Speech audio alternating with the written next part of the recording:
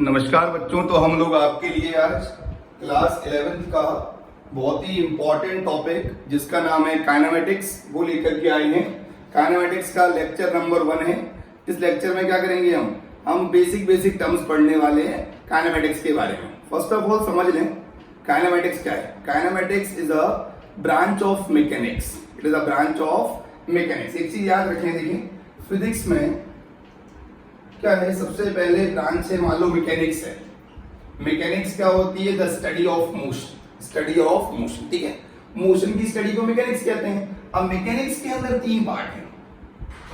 Mechanics का जो पहला पार्ट है वो स्टैटिक है, स्टडी ऑफ, ठीक है, ऑब्जेक्ट इन इक्विलिब्रियम, ठीक है, या रेस्ट। उसके बाद आता है kinematics, the study of object in motion without cause. हमें फोर्स की स्टडी नहीं करनी है इसमें, ठीक है। और ये क्या होगा हमारा डायनेमिक्स। डायनेमिक्स में क्या करेंगे? The study of motion with its cause, ठीक है। Kinematics is the branch of mechanics which deal with the motion without cause, without factor affecting motion, motion without cause, ठीक है, विदाउट कॉज। ज्यादा basic बातें नहीं करेंगे हम, अभी आपको जो मेन इंपॉर्टेंट टर्म्स हैं उस तरफ ले चलते हैं, ठीक है। काइनेमेटिक्स का लेक्चर नंबर 1 है, आप सब लोग ध्यान से सुने, बहुत ही इंपॉर्टेंट है हमारे JEE के लिए, ठीक है, और नीट के लिए। मैं आपको बहुत ही मोस्ट इंपॉर्टेंट टॉपिक पढ़ाने वाला हूं आज, जिसे बोलते हैं ग्राफ। क्या पढ़ेंगे हम? ग्राफ्स पढ़ेंगे, ठीक है, कर्व पढ़ेंगे। हटा रहे हैं इसको, आप समझ गए। फिजिक्स के अंदर मैकेनिक्स, मैकेनिक्स में स्टैटिक, काइनेमेटिक्स, डायनेमिक्स। काइनेमेटिक्स की बात कर रहे हैं, मोशन विदाउट कॉज। हमें फोर्स की स्टडी नहीं कर रही है। अभी किसकी स्टडी करेंगे हम स्टडी करेंगे अपनी, ठीक है, हमें स्टडी करनी है किसकी?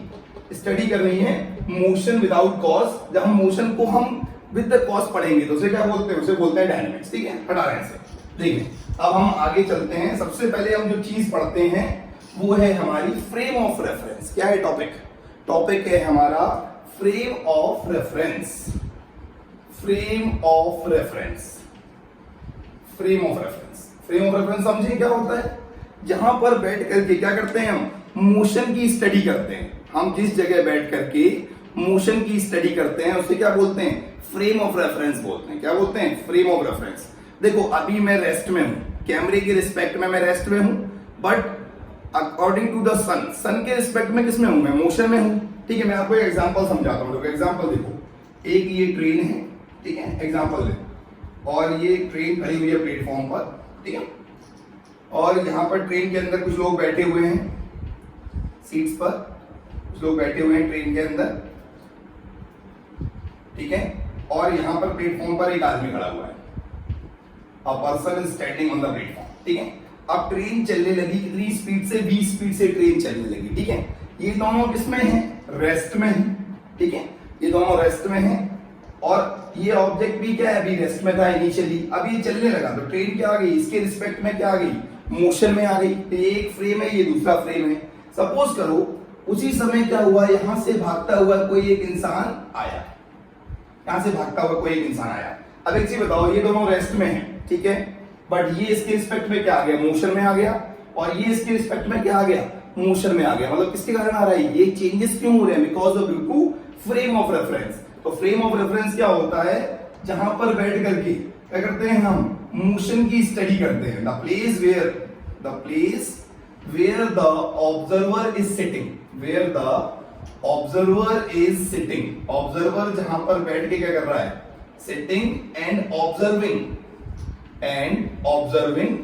मोशन। क्या कर रहा है? जो ऑब्जर्वर क्या कर रहा है? मोशन को ऑब्जर्व कर रहा है, उसी को क्या बोलेंगे हम? फ्रेम ऑफ रेफरेंस बोलेंगे। अब एक चीज बताएं, सपोज करो ये ट्रेन 30 की स्पीड से इधर जा रही है लेफ्ट में, तो इसके लिए क्या है, ठीक है, ग्राउंड क्या जा रहा होगा? ग्राउंड के रिस्पेक्ट, ग्राउंड की स्पीड कितनी होगी? इसकी होगी v, तो ग्राउंड क्या हो गया? -v, ठीक है।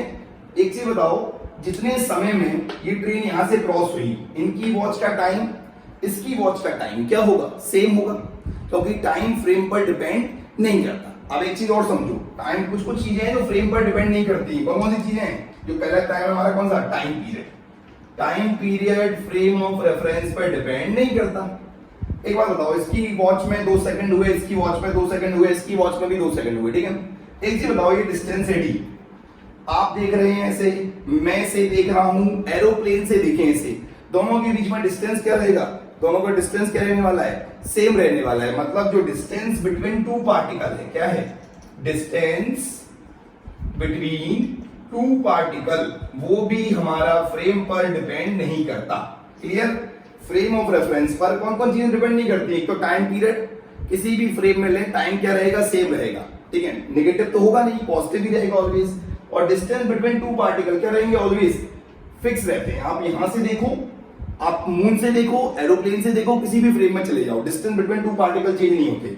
बट कुछ चीजें हैं जो फ्रेम पर क्या करती हैं, ये तो डू नॉट डिपेंड वाले आ गए। कौन आ गए, डू नॉट डिपेंड, ठीक है। अब कुछ लोग डिपेंड भी करते हैं, कुछ क्वांटिटीज क्या करती हैं, डिपेंड करती हैं। जैसे कि पहला है मेरा डिस्टेंस, कवर्ड की बात कर रहा हूं, ठीक है, displacement, distance, displacement, speed, velocity, acceleration, ठीक है। और क्या अगला है हमारा, speed, velocity, acceleration, momentum, kinetic energy. ये सारी चीजें क्या करती हैं, फ्रेम पर डिपेंड करती हैं। ये सारी चीजें हमारी फ्रेम ऑफ रेफरेंस पे क्या करती हैं, डिपेंड करती हैं, ठीक है।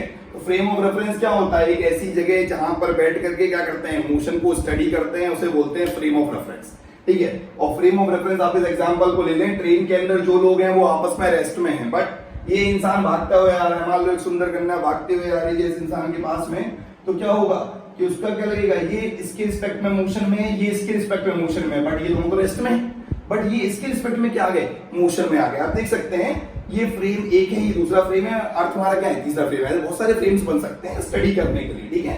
तो फ्रेम ऑफ रेफरेंस समझ गए आप, कौन कौन सी क्वांटिटी क्या करती है, डिपेंड करती है फ्रेम पर। Distance, distance between two particle नहीं, डिस्टेंस कवर्ड, किसकी बात कर रहे हैं, डिस्टेंस कवर्ड की बात कर रहे हैं।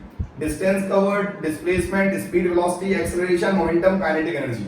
और यहाँ पर है हमारा जो डिपेंड नहीं करता, टाइम पीरियड। मेरी घड़ी में जो समय हो रहा होगा वही समय इनके बीच में हो रहा होगा। सपोज फॉर एग्जांपल लो, ये मैं हूं, मैं अपने एक फ्रेंड है, कपल है, उनको छोड़ने आया हूं, ठीक है। वो ट्रेन में बैठ के जा रहे हैं, मैं उन्हें ऑब्जर्व कर रहा हूं, तो वो ट्रेन से देख रहे हैं मुझे, वो एक फ्रेम, मैं उन्हें देख रहा हूं प्लेटफॉर्म से, वो दूसरा फ्रेम, ये ग्राउंड के रिस्पेक्ट में मूव कर रहे हैं, वो तीसरा फ्रेम। बहुत सारे फ्रेम्स हैं ऐसे, ठीक है। और क्या होता है, याद रखो, अगर कोई ऑब्जेक्ट रेस्ट में है तो जरूरी नहीं कि वो ऑब्जेक्ट हर कंडीशन में रेस्ट में ही हो, वो किसी और फ्रेम में क्या हो सकता है, मोशन में भी हो सकता है, ठीक है। हटाते हैं, फ्रेम ऑफ रेफरेंस हो गया। इसके दो टाइप है, there are two type of frame of reference. पहला है इनर्शियल फ्रेम, दूसरा क्या है, नॉन इनर्शियल फ्रेम, ठीक है। आप जैसे नोट कर सकते हैं जल्दी से, बहुत बेसिक सी स्टडी है, और फिर हम आगे चलते हैं। देखें, अब पढ़ते हैं हम टाइप ऑफ फ्रेम। क्या पढ़ना है हमें, ये बेसिक है, उसी के बाद क्या करेंगे, थोड़ा सा हम ग्राफ पढ़ेंगे, ठीक है, जो इंपॉर्टेंट है, आज बिल्कुल बेसिक लेक्चर है इसका। देखें, अब आगे चलते हैं इसमें। तो हमारे टाइप्स होते हैं फ्रेम के, दो टाइप हैं, एक है इनर्शियल, जिसमें क्या होगा, ठीक है, जिसमें कि laws of inertia, law of inertia hold करता है। क्या करता है, लॉज ऑफ इनर्शिया होल्ड करता है, इसमें प्रॉपर लगता है। एक होता है नॉन इनर्शियल, जिसमें लॉ ऑफ इनर्शिया फॉलो नहीं होता, law of inertia do not follow, law of inertia do not follow, ठीक है।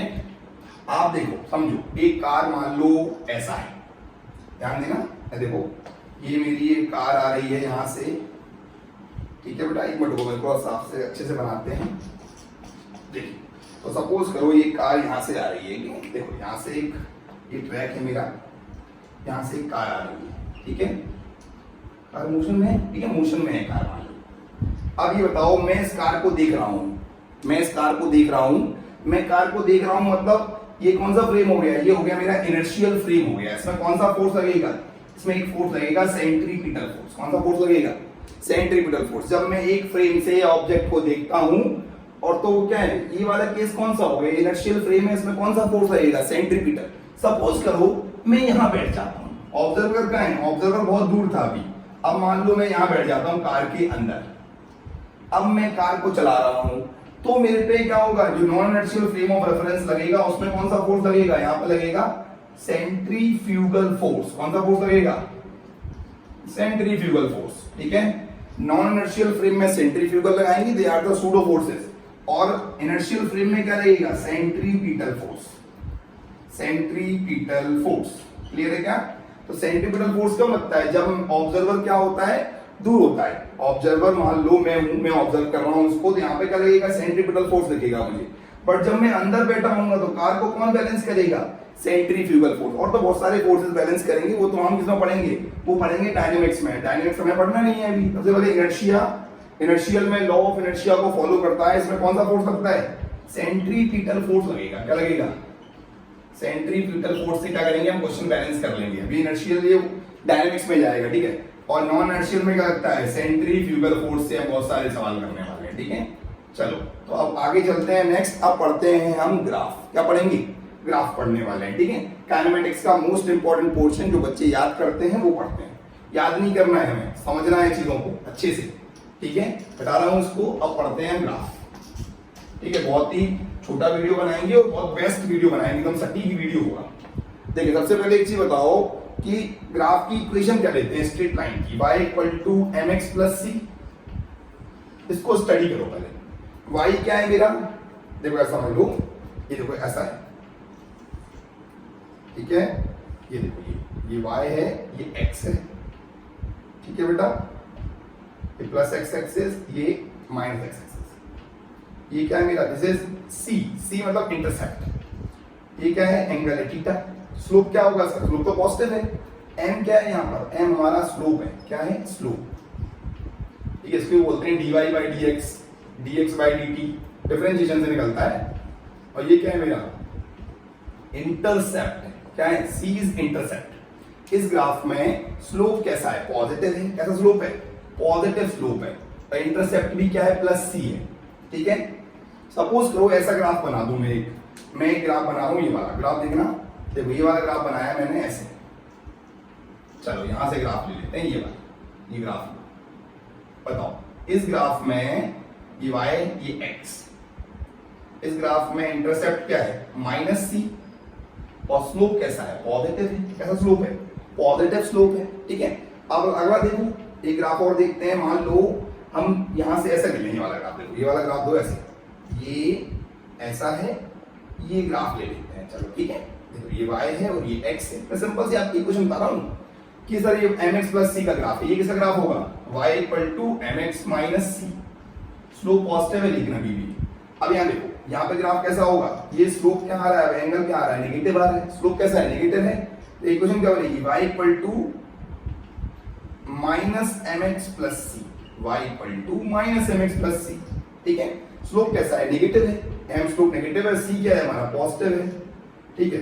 एक और बन सकता है इसका ग्राफ। एक और केस देखें, एक केस और लेते हैं। एक ग्राफ बना दो यहां से, मान लो यहां से ग्राफ बन गया मेरा ये, ठीक है।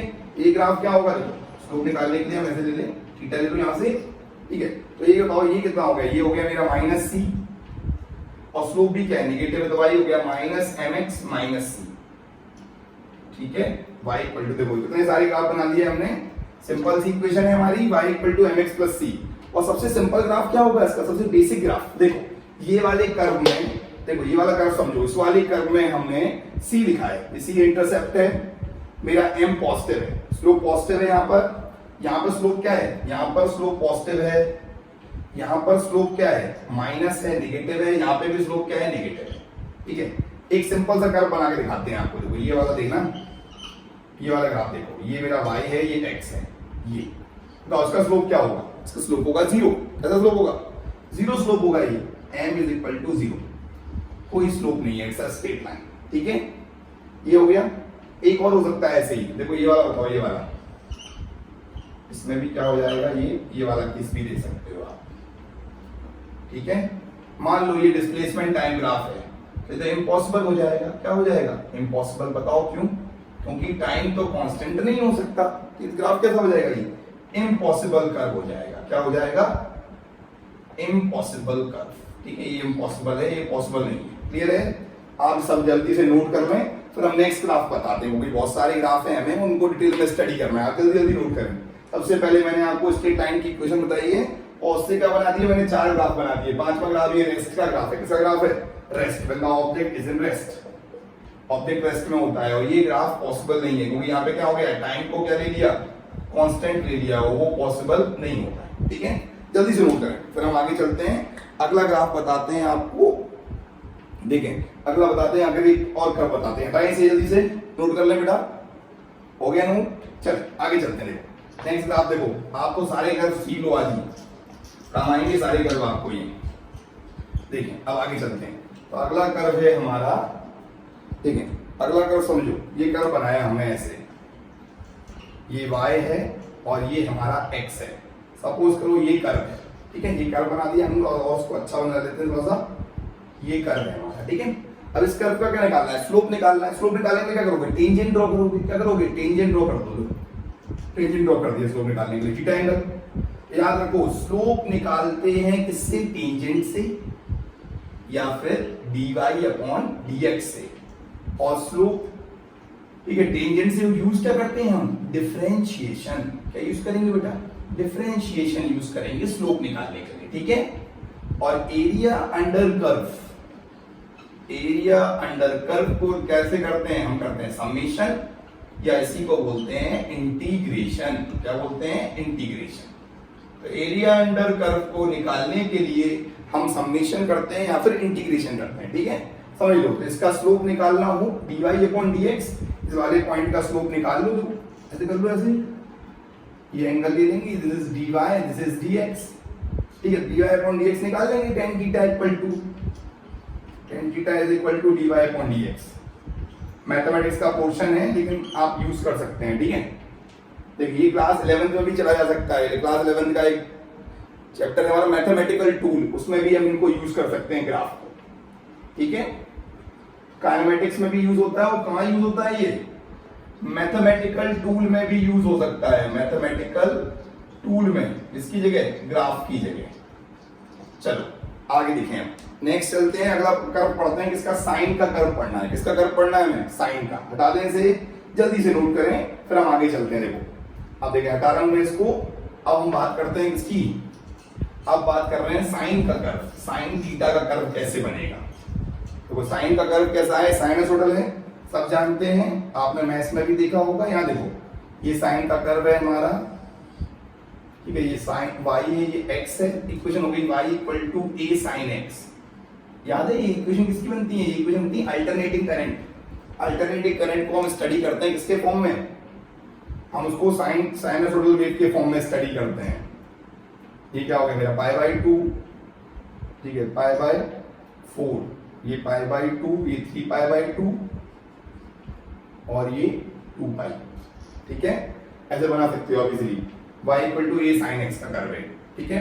इक्वेशन बन सकती है y equal to a sin omega t, y displacement है, a एम्पलीट्यूड है, a इज द एम्पलीट्यूड, यहाँ पर एक पॉजिटिव a है, यहाँ पर नेगेटिव a है। अगर करंट की इक्वेशन बनेगी तो क्या बनेगी, I equal to I nought sine omega t, ये करंट की इक्वेशन बन जाएगी। और वोल्टेज को क्या करेंगे, वोल्टेज की इक्वेशन क्या होती है, V equal to IR, R का उल्टा कर दो दोनों साइड, साइन ओमेगा t क्या बन गया ये, तो V is equal to V nought sine omega t, ये किसकी इक्वेशन हो गई, वोल्टेज की, वो बोलते हैं साइनसोइडल इक्वेशन है, ठीक है। अब बात करते हैं किसकी, कॉस की बात कर लो, कॉस की बात करते हैं जल्दी से। देखो हम कॉस थीटा की बात कर रहे हैं, यहाँ देखो कॉस का कर्व, देखो ये हमारा कॉस का कर्व है, ऐसा कर्व बनता है कॉस का, मतलब देखो साइन 0 पर 0 है, साइन 90 पे क्या है मेरा, साइन 90 पे मैक्सिमम होता है, साइन 90 पर होता है मैक्सिमम, तो सही कर लो उसको 90, फिर यहाँ पर हो जाएगा 180, ठीक है। अब सही है, ठीक है, तो सही, देखें सही कर लो यहाँ पर। उसके बाद देखो ये हमारा यहाँ पर ये y है, ये x है, ठीक है, 0 पर मैक्सिमम, फिर उसके बाद 90 पे 0, 180 पे मिनिमम, 270, उसके बाद फिर ये बढ़ता जाएगा। तो उसका कर्व है y equal to a cos x, ये cos का कर्व है, कोसाइन कर्व है और ये साइन कर्व है, ठीक है। 90 पे मैक्सिमम आप समझ सकते हो, ऐसे कुछ नहीं करना है, एक ब्लॉक लो और वैल्यू क्या करो उसमें वैल्यू क्या कर दो, पुट कर दो बस, ठीक है, कुछ भी नहीं, बहुत सिंपल है ग्राफ है, ठीक है। आगे चलते देखो, v equal to v nought sine omega t, clear है ये सारे कर्व क्लियर हो जाएंगे आपको। a cos ओमेगा t भी कर सकते हो, y इक्वल टू क्या कर दोगे, a cos omega t, clear. चलो तो बेटा ये cos साइन का कर्व है, cos का कर्व है, इनको हम यूज करते हैं, they are the harmonic functions, ये हार्मोनिक फंक्शन है हमारे, ठीक है। अगला ग्राफ देखते हैं किसका, हम अगला ग्राफ देखते हैं tan x का। इसका ग्राफ देखते हैं tan x का या x क्यूब का। हटा दें इसे जल्दी से नोट कर लें, आप इस बॉक्स में रख सकते हो, क्या रख सकते हो, y की वैल्यू और x की वैल्यू पुट कर सकते हो, क्लास 10th में किया हुआ है हमने, ठीक है। आगे चलते हैं नेक्स्ट, देखो बता रहे हैं इसे, ठीक है बेटा। अगला मैं ग्राफ बताता हूं आपको, कुछ पैराबोलिक ग्राफ के बारे में हम डिस्कस कर लेते हैं थोड़ा सा। ग्राफ्स बहुत हैं, बहुत ही ज्यादा ग्राफ हैं, एक वीडियो में कवर होना पॉसिबल नहीं है, लेकिन हम कोशिश कर रहे हैं कि आपका एक वीडियो में पॉसिबल हो जाए। ठीक है, अगला ग्राफ है y इक्वल टू 10x, ये y equal to x cube, ये ग्राफ है, ठीक है। फिर कैसा बनता है देखो, देखते हैं ऐसे बनाओ लाइन खींचो, ये ऐसे बनता है ग्राफ, ये y है और ये हमारा x है, ठीक है, डब्ल्यू जैसा। एक होता है y equal to log x, देखो log x का ग्राफ देखते हैं, ये ग्राफ बनता है log x का, ऐसे ग्राफ बनता है log x का, ठीक है, y equal to log x। ये log फंक्शन है, लॉगरिथमिक, क्लास 11 मैथमेटिकल 2 में पढ़ा होगा, लॉगरिथमिक फंक्शन होते हैं, 5 टाइप के फंक्शन है, 10x का या x क्यूब का यही ग्राफ है, y इक्वल टू क्या होता है log x हो जाता है, ठीक है। जल्दी से नोट करें, फिर हम आगे चलते हैं।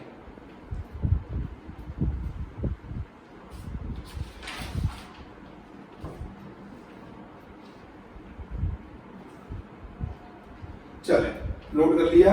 अगला ग्राफ देखो, हटा रहे से नेक्स्ट ग्राफ देखते हैं हम।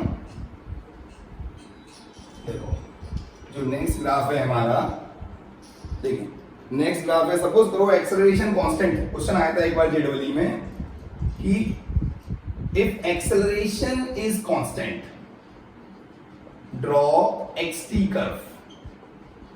अगर एक्सेलरेशन कांस्टेंट है तो क्या करो, xt कर्व ड्रॉ करो। xt मतलब डिस्प्लेसमेंट टाइम ग्राफ क्या करना है, प्लॉट करना है। सपोज कर लो x इक्वल टू क्या हो गया t स्क्वायर, ठीक है।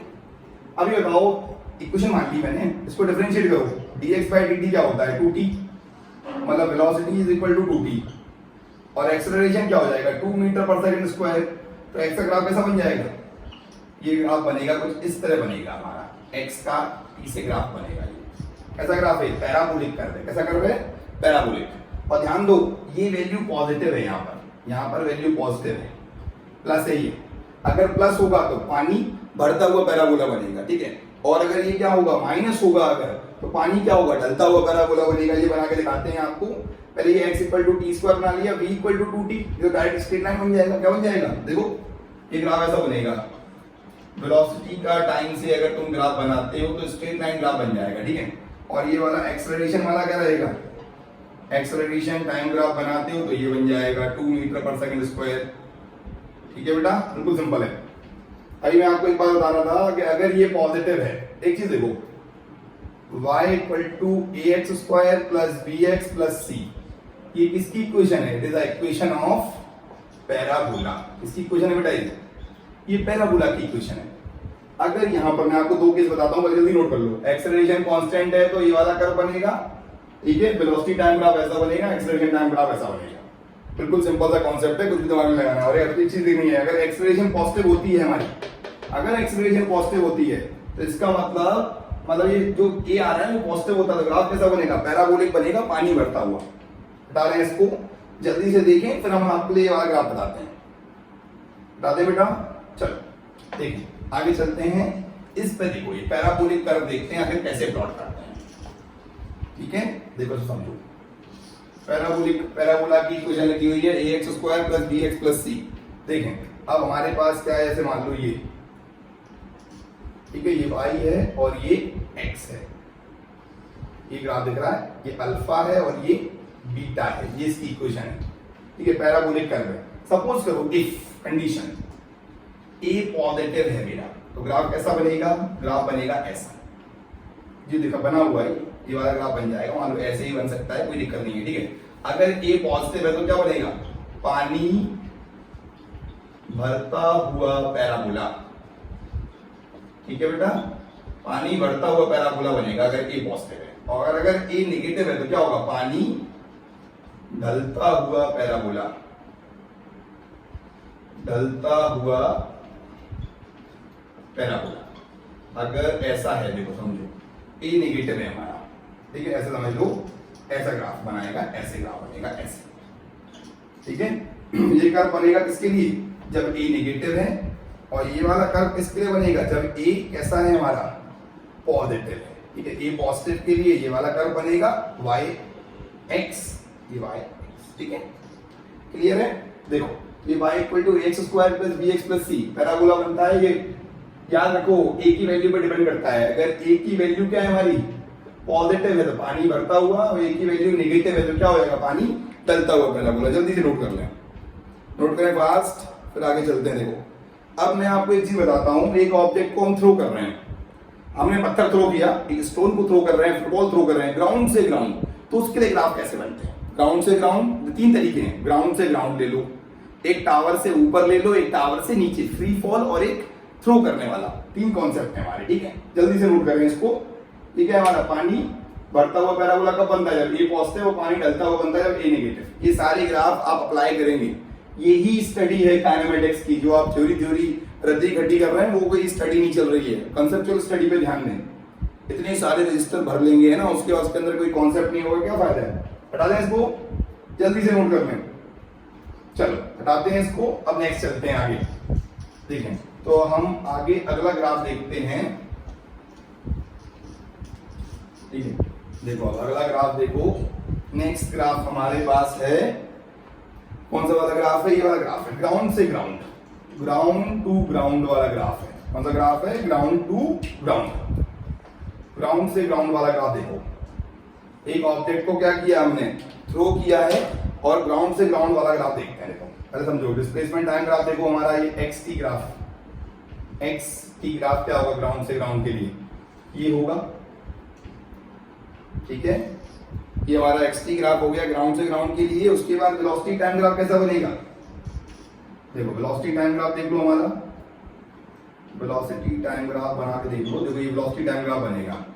आपने पहले ऑब्जेक्ट को एक वेलोसिटी से देखा, ऊपर गया, उसके बाद क्या आया? नीचे आया। देखो ये रिटार्डेशन ना, ये अर्थ पर आ गया, मतलब ये मान लो हाईएस्ट पॉइंट है मेरा, ये क्या है?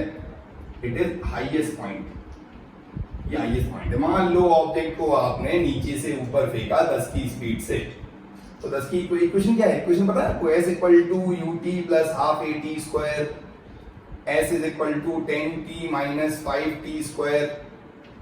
ये ऐसा ग्राफ बन जाएगा, देखो 10t माइनस 5t स्क्वायर, ठीक है, बन गया डिस्प्लेसमेंट का graph 10t minus 5t square. ठीक है, अब क्या करेंगे? बस ये वाला देख लो, वेलोसिटी की वैल्यू क्या हो जाएगी? 10 माइनस 10t, वेलोसिटी की वैल्यू हो जाएगी 10 माइनस 10t, ठीक है। उसके बाद देखो नेगेटिव है, पानी डलता हुआ पैराबोला है, आपको समझ में आना चाहिए। और एक अगली क्वेश्चन कौन सी है हमारी? हम एक्सेलरेशन टाइम ग्राफ की बात कर रहे हैं, ये क्या हो जाएगा? -10। देखो बेटा इसको डिफरेंशिएट करना, ये आएगा 10 माइनस 10t, फिर डिफरेंशिएट करो -10, ठीक है बेटा। ग्राउंड से ग्राउंड के लिए पहला graph, displacement time, velocity time, acceleration time, simple है एकदम, कुछ भी नहीं है। देखो ये वाले ग्राफ में ए नेगेटिव है, ए नेगेटिव होने का मतलब, अरे पढ़ा था ना y equal to ax square plus bx plus c, तो ये नेगेटिव होने का मतलब पानी डलता हुआ पैराबोला है। जल्दी से देख लो, सिंपल सा ग्राफ एकदम। चले अब अगला चलते हैं, टावर से हम क्या करेंगे? ऊपर फेंकेंगे। ये कौन सा वाला केस था? ये था ग्राउंड से ग्राउंड वाला केस। कौन सा केस था बेटा? ग्राउंड से ग्राउंड। ग्राउंड से आपने पत्थर फेंका और वो ग्राउंड पे जाके गिर रहा है। सपोज करो आपने यहां से एक स्टोन को थ्रो किया है, उसके बाद स्टोन यहां जाके गिरा, ठीक है, इसकी मैक्सिमम हाइट वाली कंडीशन आ गई। मैक्सिमम हाइट वाली कंडीशन कब आती है? जब टाइम पर, और आप टाइम निकाल सकते हैं। मैक्सिमम हाइट कब होगा? जब वेलोसिटी 0 हो जाएगी। वेलोसिटी को 0 करना, वेलोसिटी 0 कर दो, 10 माइनस 10t, तो t की वैल्यू कितनी होगी बेटा? 1 सेकंड। 1 सेकंड में क्या करेगा ये स्टोन? मैक्सिमम हाइट इतनी कर लेगा, मतलब यहाँ होगा ये 1 सेकंड, यहाँ भी ये 1 सेकंड होगा, ठीक है। एक्सेलरेशन क्या रहने वाली है? कांस्टेंट रहने वाली है। उसके बाद वो नीचे आएगा, ये -10 हो जाएगा यहाँ पे। वहां तक यहाँ वेलोसिटी कितनी है? 10 है, और यहाँ वेलोसिटी कितनी हो गई? -10।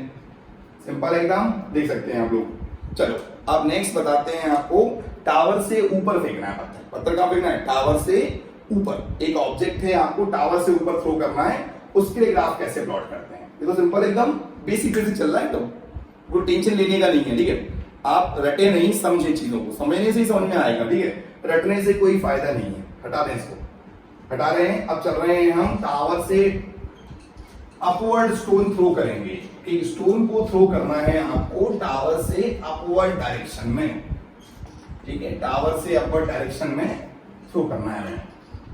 देखिए इसको मैं हटा देता हूं, जगह बना लेते हैं हम। ठीक है, ये क्या है हमारा काइनेमेटिक्स है या फिर मैथमेटिकल टूल चल सकता है। ठीक है, देखो टावर से ऊपर फेंकते हैं, टावर से ऊपर की तरफ क्या करेंगे, स्टोन थ्रो करेंगे। सपोज करो ये टावर है मेरा, ठीक है, टावर को ले लेते हैं, कितना, टावर को ले लो, मान लो 40 मीटर का टावर है, कितना है 40 मीटर का टावर है, यहाँ से ऑब्जेक्ट को ऊपर फेंका है, स्पीड ले लो कुछ भी 10 मीटर पर सेकेंड। बनाओ ग्राफ बनाओ, कौन से ग्राफ बनाएंगे, देखो हम पहले बनाएंगे डिस्प्लेसमेंट टाइम ग्राफ, एक बनाएंगे वेलोसिटी टाइम ग्राफ, ठीक है, एक बनाएंगे acceleration time graph. Acceleration time graph देखो, डिस्प्लेसमेंट टाइम ग्राफ देखो कैसा होगा। सबसे पहले हम कहां पर थे, हम थे 40 पर, ये 40 है, यहां से फेंकेंगे ऐसा बनेगा।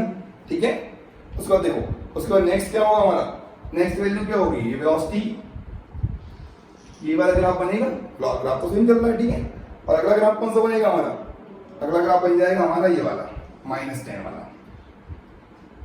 ठीक है बेटा, देखो सिंपल, 40 मीटर से ऊपर फेंकेंगे, एक हाइट पे पहुंचेगा, उसके बाद नीचे आ जाएगा, वही इक्वेशन लगेगी जो अभी हम लगा रहे थे, उसमें कुछ भी अलग से चेंज नहीं करना है। ठीक है, और 10 मीटर की स्पीड से फेंका है हमने इसे। ठीक है, ये दिख रहा है, ये 40 इंटरसेप्ट आ चुका है हमारा। ठीक है, ये 3 ग्राफ बन गए हमारे। ये कौन से ग्राफ है, ये टावर से ऊपर वाले ग्राफ है। ठीक है बेटा, आप देखते हैं, हम आगे चलते हैं, जल्दी से आप पहले नोट कर लें इसको, इन ग्राफ्स को नोट करें और इनको बिल्कुल समझ लें कि कॉन्सेप्ट क्या है इनका ग्राफ बनाने का। ठीक है, चलें अब हम नेक्स्ट चलते हैं, अपना जो नेक्स्ट ग्राफ है वो है हमारा फ्री फॉल वाला ग्राफ। कौन सा ग्राफ है, फ्री फॉल का। जब एक ऑब्जेक्ट को क्या करते हैं, फ्री फॉल में और थ्रो करने में डिफरेंस है, समझो। फ्री फॉल का मतलब क्या होता है, ऑब्जेक्ट को u=0 से छोड़ना, और थ्रो करना मतलब something velocity we have to apply. ठीक है, some velocity we have to give. तो वो दोनों डिफरेंट केस है, वो समझते हैं। नोट कर लिया, आगे चल रहे हैं। देखो आप समझ रहे हैं, हम कौन सा ग्राफ है हमारा, हमारा ग्राफ है फ्री फॉल वाला। कौन सा ग्राफ है बेटा, फ्री फॉल। देखो देखें, फ्री फॉल वाला ग्राफ देखते हैं। फ्री फॉल में समझो, फ्री फॉल में क्या होता है, ऑब्जेक्ट को हमने u=0 से छोड़ दिया। ऑब्जेक्ट को u=0 से छोड़ोगे तो इक्वेशन क्या बनेगी हमारी, s=ut + ½ at² होता है। s= क्या हो जाएगा, -1/2 × at² हो जाएगा। ठीक है, s=-1/2 × at²। ठीक है, चेक करें ये ग्राफ कैसा बनेगा। देखो डिस्प्लेसमेंट टाइम ग्राफ बना के देखो, st ग्राफ बनेगा हमारा ऐसे। ठीक है, डिस्प्लेसमेंट टाइम ग्राफ नोट कर लें, ऐसे बनेगा। फिर वेलोसिटी टाइम ग्राफ क्या बनेगा हमारा, वेलोसिटी टाइम ग्राफ नेगेटिव जाएगा, वेलोसिटी टाइम ग्राफ। और एक्सेलरेशन टाइम ग्राफ कैसा बनेगा हमारा, एक्सेलरेशन टाइम ग्राफ तो वही -10 वाला बनता है हर केस में। सिंपल करें, ठीक है, displacement time graph, velocity time graph and acceleration time graph. दिख रहा है सबको, बहुत ही सिंपल है। ये वाली इक्वेशन देखो ना, देखो माइनस है, तो माइनस मतलब पानी डलता वो पैराबोला। ठीक है, तो इसको डिफरेंशिएट कर लेना, करो डिफरेंशिएट करो उसको। वेलोसिटी इक्वल टू क्या हो जाएगा, -80, वेलोसिटी इज -80। और एक्सेलरेशन क्या हो जाएगा, एक्सेलरेशन हो जाएगा -a मीटर/सेकंड²। ये हमारी क्या हो जाएगी, एक्सेलरेशन हो जाएगी। सिंपल है एकदम, देख लो ये इक्वेशन, ये इक्वेशन, ये इक्वेशन बिल्कुल सिंपल है। ये फ्री फॉल वाला केस है। कौन सा केस है बेटा, फ्री फॉल। चलो अब आपके लिए अगला केस लाए हैं थ्रोन डाउनवर्ड। कौन सा केस है, जब क्या करते हैं, किसी ऑब्जेक्ट को मैं नीचे फेंकता हूं। देखो इसको छोड़ रहा हूं मैं, इसको मैंने छोड़ा नीचे, और क्या किया, इसको मैंने फेंका। दोनों में क्या है, दोनों में कुछ डिफरेंस है हमारे पास। ठीक है, दोनों में क्या है, कुछ डिफरेंस है। चलो तो आगे चलते हैं। नेक्स्ट क्या ग्राफ हमारा, नेक्स्ट ग्राफ है थ्रोन डाउनवर्ड। कैसा है, थ्रोन डाउनवर्ड। हटा दें इसको। देखो ये ग्राफ सेम रहने वाला है, ये ग्राफ सेम रहने वाला है, लेकिन ये 0 से शुरू हुआ है, 0 शुरू नहीं हुआ। कहां शुरू हुआ, कुछ वेलोसिटी से शुरू होगा। आगे बात समझे, मैं इसको क्या करता हूं, आप देख ले पहले एक बार। देखो अब मैं एक काम कर रहा हूं, इसको हटा रहा हूं यहां से। ठीक है, देखो अब मैं करता हूं, एक ऑब्जेक्ट को क्या कर रहे हैं, थ्रो कर रहे हैं। कहां, डाउनवर्ड डायरेक्शन में। देखो डाउनवर्ड डायरेक्शन में थ्रो करते हैं तो ग्राफ कैसे बनता है वो देखो। जब क्या करते हैं, किसी ऑब्जेक्ट को हम डाउनवर्ड डायरेक्शन में क्या कर रहे हैं, object thrown downward, object thrown downward. मैंने मैक्सिमम कोशिश की है कि सारे ग्राफ ऑलमोस्ट मैं कवर कर लूं, कुछ रह जाएंगे तो हम नेक्स्ट वीडियो में देखेंगे। ठीक है, ऑब्जेक्ट थ्रोन डाउनवर्ड। सपोज करो एक ऑब्जेक्ट को मैंने 40 की स्पीड से नीचे फेंका। ठीक है, 40 की स्पीड से नीचे फेंक रहा हूं, तो ग्राफ कैसा बनेगा मेरा, देखो ये ग्राफ तो ऐसे ही बनेगा, डिस्प्लेसमेंट टाइम ग्राफ तो ऐसा ही बनेगा। इक्वेशन क्या बनेगी, s=40t - 5t²। ठीक है, एक्सेलरेशन नेगेटिव, नेगेटिव एक्सेलरेशन मतलब ये देखो ये नेगेटिव आ रहा है, नेगेटिव का मतलब पानी ढलता हुआ पैराबोला, ठीक है। ये देखो ये मेरा वेलोसिटी टाइम है, यहां से आ रहा है, यहां से ये क्या है मेरा, ये है 40, ठीक है, 40 मीटर पर सेकंड की स्पीड से दिख रहा है। और एक्सेलरेशन टाइम ग्राफ कैसा होगा, जो एक्सेलरेशन टाइम ग्राफ होगा वो ये होगा 10 की स्पीड से, 10 एक्सेलरेशन 10 की मीटर पर सेकंड स्क्वायर, ठीक है। ये हो गया हमारा ऑब्जेक्ट थ्रोन डाउनवर्ड वाला केस हो गया। देखो ये इसको डिफरेंशिएट करो ये आ जाएगा, और इसको डिफरेंशिएट करोगे तो ये आ जाएगा, ठीक है। सिंपल डिफरेंशिएशन यूज करना है, स्लोप स्लोप निकालना है। स्लोप कैसा नेगेटिव है तो इसको आप स्लोप देखो, ठीक है, स्लोप कैसा है इसका देख लेना, ठीक है। उसके बाद ये देखो, ये देखो क्लियर है एकदम। चलो मैं आपको 2-3 छोटे छोटे ग्राफ और बच्चे में वो बता देता हूँ, उसमें क्या हो जाएगा, हमारा टॉपिक ऑलमोस्ट क्या हो जाएगा, कवर हो जाएगा, ठीक है बेटा। मैंने कोशिश की है, एक बहुत ही मेहनत से बनाए जा रहे हैं वीडियो, प्लीज आप लाइक शेयर जरूर करें और चैनल को सब्सक्राइब भी करते रहें, है ना, साथ साथ में, क्योंकि सब कुछ इतना आसानी से नहीं मिलता है। We have to work hard, हमें क्या करनी पड़ेगा, मेहनत करनी पड़ेगी इसके लिए बहुत ज्यादा। हटा रहे हैं इसे, अब आगे चलते हैं नेक्स्ट। तो नेक्स्ट है हमारा, अब देखो मैं आपको 2 ग्राफ बना के दिखाता हूँ, वो दोनों ग्राफ बताना मुझे कब बनते हैं, ठीक है। देखो सबसे पहला ये वाला ग्राफ है मेरा, एक देखो 2 ग्राफ की बात कर रहे हैं, एक तो ये कर्व है, एक ये कर्व है, ठीक है, वेलोसिटी टाइम में, और एक ये कर्व है वेलोसिटी टाइम में, वेलोसिटी टाइम में, ठीक है। ये 2 कर्व है मेरे पास वेलोसिटी टाइम में, ठीक है। और एक ये वाला कर्व देखो, ये तो मैं सॉल्व करने के लिए बता रहा हूं आपको, वेलोसिटी टाइम ग्राफ है, पहले ये फिर ये फिर ये, ठीक है। देखो चेक करते हैं ये ग्राफ का मतलब क्या है कि एक ऑब्जेक्ट को क्या किया हमने, ऊपर थ्रो किया, नहीं, ऑब्जेक्ट को नीचे फ्री फॉल किया। ये पहले क्या हुआ, एक्सेलरेशन पॉजिटिव है, फिर एक्सेलरेशन क्या है, नेगेटिव है। यहाँ क्या है, एक्सेलरेशन नेगेटिव है, यहाँ एक्सेलरेशन क्या है, पॉजिटिव है। अगली वाली बात देखो, तो ये क्या हो रहा है, पहले स्पीड बढ़ रही है, स्पीड कब बढ़ती है, जब ऑब्जेक्ट को नीचे छोड़ते हैं तो स्पीड बढ़ती है। तो ऑब्जेक्ट क्या है, ऑब्जेक्ट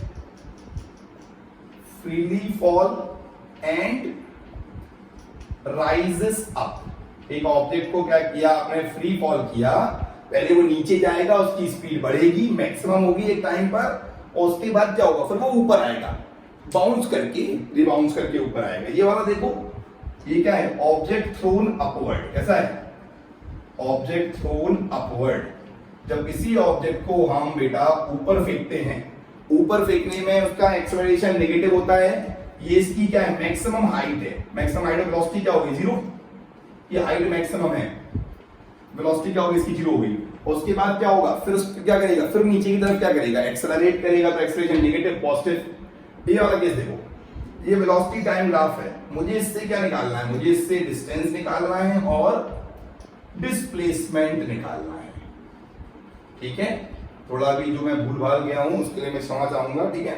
वैसे कोशिश मैंने पूरी की है, और कोशिश ही इंसान को आगे ले जाती है, जो आप जानते हैं, ठीक है। देखें तो हमें डिस्टेंस निकालना हो, डिस्टेंस क्या होगा, इन दोनों कर्व का एरिया, इसे बोलते हैं ऊपर वाला प्लस नीचे वाला। जब आप 2 कर्व को जोड़ दो, इन दोनों कर्व का एरिया निकालो, ऐड कर दो, क्या निकालो, उसका एरिया क्या निकाल दो, एरिया, एरिया, एरिया ऊपर वाला प्लस नीचे वाला। डिस्प्लेसमेंट क्या होगा, एरिया ऊपर वाला माइनस एरिया नीचे वाला, ये क्या हो गया, मेरा डिस्प्लेसमेंट हो गया। डिस्प्लेसमेंट मतलब इन दोनों को डिफरेंस कर लो तो डिस्प्लेसमेंट आ जाएगा, और जोड़ लोगे तो क्या आ जाएगा, डिस्टेंस आ जाएगा। थैंक यू एवरीवन, ठीक है। इतना देखने के लिए, इतना धैर्य रखने के लिए धन्यवाद, और ये सारे ग्राफ आप प्रैक्टिस करें। आपको बहुत सारी शुभकामनाएं, आपका दिन मंगलमय हो, धन्यवाद, थैंक यू।